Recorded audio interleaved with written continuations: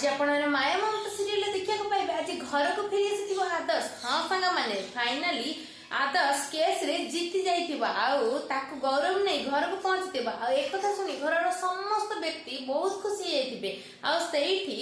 दादीमा पचरथिबे अरे गौरव तू तो आसिलु मो आदर्श तो आसिला हेले चाहा पाई आदर्श आज घर को फेरी आसीची निर्दोष बोली प्रमाणित हो जाइछि से काई मो पल्लवी काई तो एमिति पचरला बेले सेठी बहुत बहुत जोर रे गौरव कांदीबाकु लागुथिबा कहूथिबो दादी मां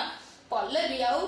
भल हम कि नहीं से तो भगवान को ऊपर तो एमिति सुनला पर घर समस्त आश्चर्य होथिया ममता सेठी कहूथिबो तू एमिति कोन कहूछु गौरव पल्लवी रे कोन हेची तापर आदर्श कहते हाँ भाई पल्लवी कोठी कौन है तांकर तापर गौरव को तो आदर्श तो पाई गुंडा का सह लड़ाई करुवा भितर सेठी थिबा गोटे गुंडा पल्लवी पेटरे छुरी मारी देथिला आ पल्लवी रे कंडीशन ଏବେ बहुत सीरियस अछि मु जानिनी पल्लवी केते बेले ठीक हबो तो तापर समस्त दौड़ी के हॉस्पिटल चली जाउथिबे तो आपण मानको जदि आगो के एपिसोड देखिबार अछि ताले चैनल को सब्सक्राइब करे लाइक करे आपण को मतामत दियंतु पुणी कोन आदर्श फेरी आसीथिबो किंतु पल्लवी रे सीरियस हे जिवो कि ना पुणी आदर्श पल्लवी पुणी एक हे जिवे आपण को मतामत निश्चय कमेंट दे आपण हम चैनल को सब्सक्राइब कर देबे